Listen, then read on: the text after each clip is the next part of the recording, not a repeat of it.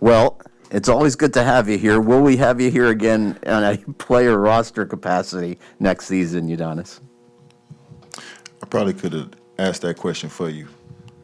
Like, it's no surprise that was going to be the first question. As usual, I mean, I have not recovered from obviously the loss to Boston. So, as usual, I'll take my time. Sit down with the family, Pat, Mickey, and talk about what's next and where it goes. That said, do you want to come back as of now as you go into that conversation? Right now, coming off 48 hours later, do you want to, at this moment, come back?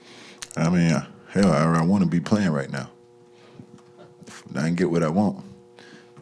I want to still be playing. So I'm not getting what I want in the moment. So right now it's time to take a mental break and then figure that out after that.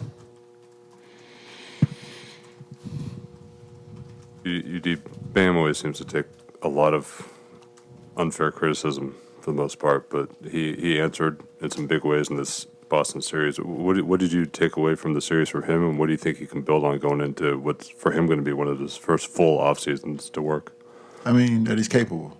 I think a lot of people question, was he capable, and he showed that he's capable, and not just capable, but capable of doing it on a big stage. In big time moments when we needed it most. And I think that was a lot of the questions that people were asking. And I try to explain to a lot of people, it's not just black and white for Bam. A lot of times when you have a guy who hands the ball off or who creates triggers, he's just a roll to the basket guy. He doesn't have any other skill set. Bam is a guy who creates triggers, rolls to the basket, but he also has a very high skill set and has to do a lot of different things for us offensively and defensively. So it's not just as easy as saying, go out there and go for yours, Bam. If it was that easy, I think he would get it.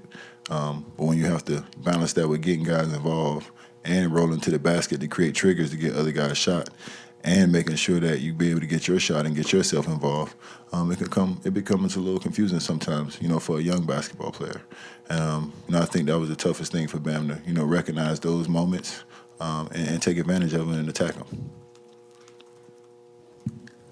Obviously, Tyler had a great regular season, but what do you think he learned from this postseason when teams were throwing different coverages at him, trapping him to take the ball out of his hands? What do you think he could take away from this playoff experience? I think he's understood that it was going to be a different approach going into the playoffs. I think that was a conversation that I had with him, that, teams are going to focus on a lot of different things, and you would be one of them. I remember back in the playoff series when we were playing against OKC, and, the focus was, on, Westbrook and Kevin Durant. And the main focus that we had as a team was stopping James Harden, coming off the bench and the impact that he had off the bench. So I can see a team coming into a series against us really having an impact of focusing and taking Tyler out of a series offensively. And I had that conversation with him, so he was prepared for that. But unfortunately, he had his injury. But coming into a series or any kind of game, I will express to Tyler, and I think Tyler understands that he can help us win basketball games in more ways than just scoring the basketball. He's improved with his passing. He's getting better with his defense and understanding being in the right place at the right time. But these are all things that he's just got to continue to work on. There are things that you already knew before the season, like how good Tyler would be. I remember talking about that with you. There are things that we collectively as a media group learned this season, like Strus, Vincent, aren't contributing good NBA rotation players. Can you give me a couple examples, UD, of things that you learned specifically about this roster or individual players that impressed you over the course of the last 9 months? I think the only person who was impressed was the people on TV. I wasn't impressed at all, and I believe in hard work. I believe in my guys. And that's just the conversation that I was having, about a lot of different things. It was never personal about, Draymond or anything like that, just to touch on that. It was more so, I just want my guys to have the respect that they deserve. I understand that there's a lot of undrafted guys on this team. I understand that, we might not have the guys that might score 60 or 70 points, but we got guys that come in every day, work their ass off. Great teammates, and really focus on the right things and kind of try to contribute to winning. Regardless of whether people understand that or not, it shouldn't be disrespected or overlooked by anybody. And for me, I'm always going to speak up for my guys, and my guys bust their ass every day. The Max Struces and the Duncans and the Calebs and all these guys that are undrafted that people just don't know their names. I'm happy that those guys got to step out on this huge stage and people got to see them play the way they were capable of playing and see why we made it to where we are. I'm not embarrassed and I have no complaints. I'm actually proud of my guys. You just mentioned that you're still not over the loss from the weekend, and the cameras caught you very visibly frustrated after the final buzzer there. What specifically was so frustrating about the loss and the way the season turned out for you? I mean, you just want it for your guys. Like I said, I see how these guys work. I see the body of work that they put in, when people aren't here. These guys really start their work 2 months before training camp. These guys are in here working. I'm old, so I'm not here that early. But our young guys are here. You know what I'm saying? They're here every day, punching the clock, putting in that work. It's no coincidence the results you see. So for me, watching those guys be so close and not be able to get over the hump, it's hurtful. You know what I'm saying? Because I want them to feel what it feels like to be a champion. Because like I tell these guys all the time, all year, we sit back and, we watch and we pay attention, but we don't say anything. But we've been overlooked, you know what I'm saying? And, this was our time to speak up and speak for ourselves.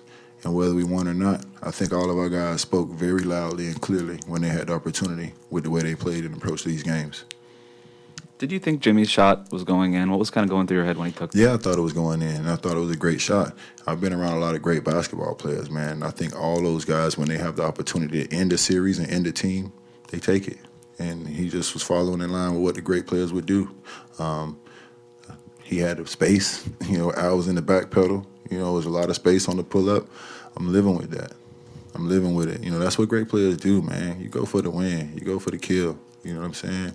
And that's what he did, and it didn't work out that way. But, if we had to do it again, I want him to take that shot again. He makes that shot. UD, you were here in 2005 for the disappointment of losing an Eastern Conference Finals with your team not totally healthy, with what happened with Dwayne that year. That offseason, a lot of players went out and a lot of players came in. Pat kind of reshuffled the roster. You ended up winning a championship. Do you anticipate that kind of summer here? I mean, you guys were close, and everybody says you run it back, but that summer you didn't. I think you're probably about a year or two too early with that question, Ethan. You double back when I get that ownership spot. I might have that answer for you. Right now, I don't know how that's gonna work. That's not my space. My space is to make sure we get the most and maximize the potential of the guys that do come in here. And that's where I stay at. You know what I'm saying? I'm pretty good at that. You know what I'm saying? Spo's at the head. And, I finish it up from the back, and we have a great coaching staff in the middle. We've been to, 2 out of the last 3 Eastern Conference Finals, and we've been doing well with all things considered. So I don't know how that goes. We'll see.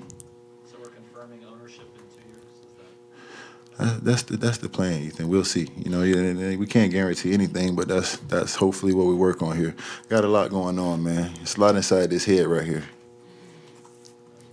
Udi, just following up on Jimmy and the great ones taking that shot. You've seen so many great teammates down here in great playoff runs. What do you think this playoff run says about Jimmy and kind of his standing in the game? Because sometimes he is overlooked too.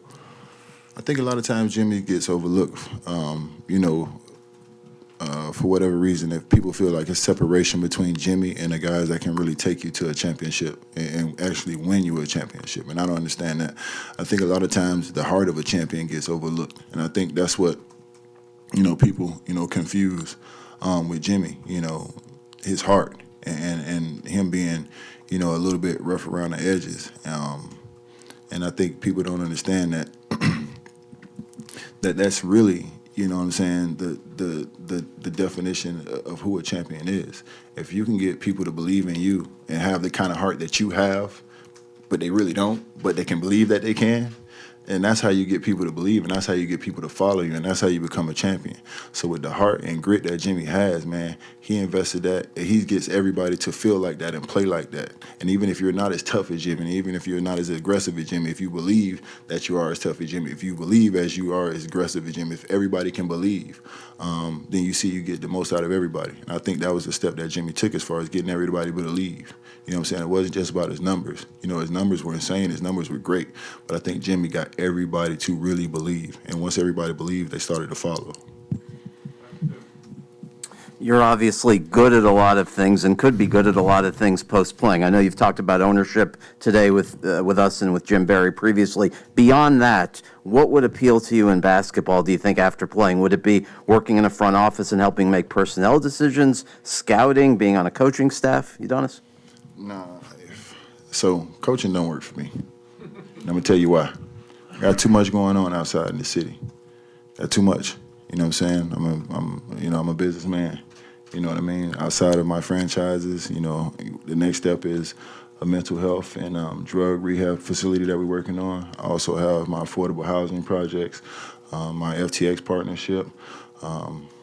Also ventured out into the medical field with my wife. So it's just a lot going on right now. I don't have the time to dedicate. I know coaches got to be here before the players.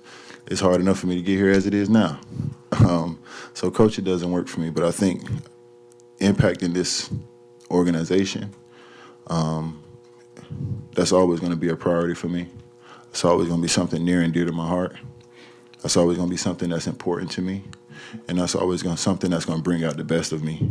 You know, that's always going to bring out the best of me. Because when it's something that, you know, that's important to you and it's something that you really care about, you give it the best version of yourself and it doesn't seem like work. And that's something that just doesn't seem like work when I'm here. You know what I'm saying? Running up and down the court, practicing every day, even doing the stuff that I got to do just to be in shape and keep up with these guys. It doesn't seem like work. You know what I mean? Because I have the opportunity to just impact these guys and watch them do it on the basketball court. So I love that, and that's always going to be something that's just going to be a part of me, and I'm going to be invested in. It's impacting this organization at any level. And I just think as time goes on and you start to make that pivot, you know, that's something that just makes, you know, the most sense. And then, you know, it's going to be really serious with me and D-Wade then. Yeah, it's going to be on then. Ownership, if I can get in that seat, me and D-Wade going to have a lot to talk about. How close do you think Omer is to being a consistent rotation player in this? I love O, man. O took some steps. O strong as hell. O might be the strongest player we got. You know, for me, it's just getting an opportunity to play. You know, O just has to get the opportunity to play and go out there and contribute. You know, we got a lot of guys that, you know, didn't get the chance to go out there and play, but the one thing we did have was guys that when they got their opportunity, number was called, they stepped up and they contributed. And I think that's what O did time and time again. And he proved that he's reliable, he's capable, and if he gets, you know, if he gets consistent minutes, that he can be a consistent basketball player for us. I think he's only going to get better. I don't think people even seen the scratch the surface of his skill level. You know, we use him as a road to the basket big, but he can also step away, stretch the floor, and shoot the three a little bit, and do things like that. Just looking at the job PJ did this season as a leader, Spo was just saying that he was surprised about his offensive game. Was anything surprising about the job he did, and just how impactful was he this season as a leader? Man, I was surprised at just how hard and how consistent and just how, you know, tough PJ is. You know what I'm saying? I mean, there's very few guys that I feel like, you know, approach the game every night the way I did. You know what I'm saying? And PJ just happened to be one of them. You know what I'm saying? So I was just thankful to have a guy like PJ on our team. You know what I'm saying? I'm watching this guy go out every night and burn the candle from both ends and give you everything he got. Like, he ain't leaving nothing, you know what I'm saying, when the clock hit, you know, zeros. And that's admirable, you know what I'm saying? Through rain, sleet, snow, you know, bumped up, bruised, PJ was going to give you, you know, everything he had 7 days a week and twice on Sunday. So I'm thankful for a guy like PJ. Guys like PJ are overlooked, and, you know, he's a warrior, and we appreciate a guy like PJ. Great team player, always positive, hold guys accountable, defensive first type guy. And he got a little offense, like Spo said. He got a little game to him offensively with his trickery, his fake handoffs, his floater, different things like that. Thanks, UD. Thank you.